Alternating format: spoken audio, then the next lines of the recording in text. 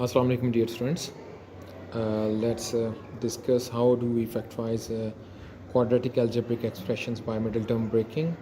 So let's consider an example in which we got a quadratic expression. For example, x square minus 7x plus 12. So that is an algebraic expression, quadratic algebraic expression, and the reason is the degree of the expression is 2, or the power of the variable, the maximum power of the variable in this expression is 2. So this is a quadratic algebraic expression.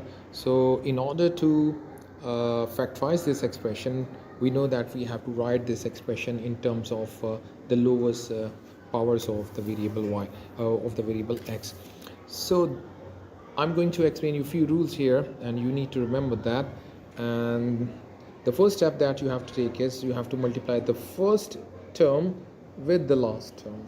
So if this expression is written in descending order, then you have to multiply the first term with the last term, and you got 12x square. So you can write it separately here, 12x square. Now you have to make factors of 12 in such a way that if you add or subtract those two factors, you should obtain the middle term of this expression, which is minus 7x. And the second condition that you have to fulfill is those factors should be such that if you multiply those two factors, you should obtain the product of first term and the last term, which is 12x squared. So these are the two conditions which you have to fulfill. So let's start dividing this number 12 by 2. So 2 times 6 is 12. Now just compare, or if 2 and 6, if we add these or if we subtract these, are we going to get the middle term? So in this case the answer is no, because 2 plus 6 is 8, 2 minus 6 is minus 4, or 6 minus 2 is 4. So we are not getting the middle term of this algebraic expression, which is minus 7x. So we will continue further.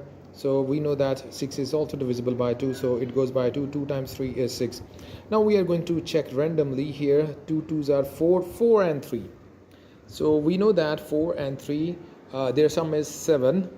So this fulfills our first condition. So I'm going to write here the first condition, which is fulfilled here. If we write a negative sign with 4x and another negative sign with the 3x, so this will be simplified as minus 7x.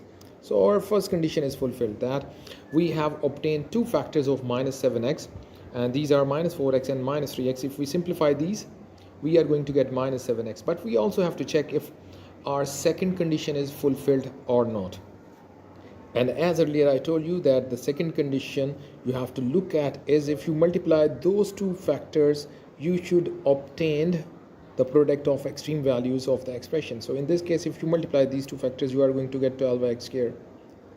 And if you check here, yes, if we multiply the first term x squared with the last term of this expression, which is 12, so we got 12x squared. So both the conditions are fulfilled. So this means that minus 7x can be broken down into minus 4x and minus 3x.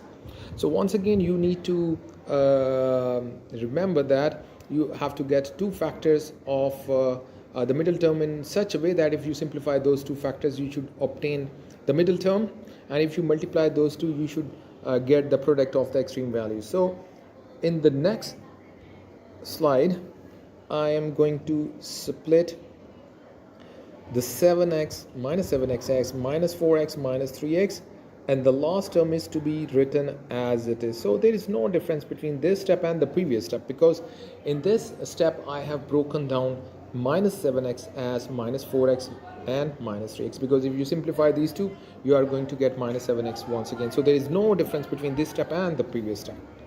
Now in the next step, what we have to do is very simple.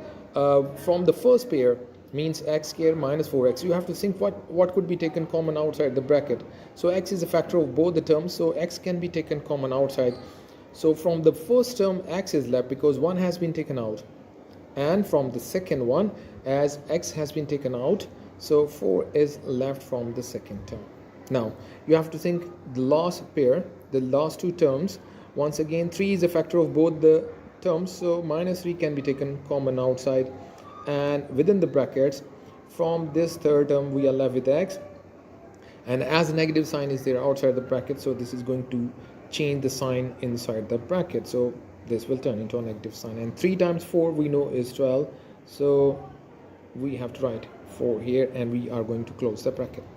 Now in the last step, what we have to do, we can once again we have to look for some common term here. So you can see x minus 4 is common between these two terms, so this x minus 4 and x minus 4 in the second term is common, so we can take x minus 4 common once again outside the bracket, and from this very first term within the bracket we are left with x, and from the second term we are left with minus 3.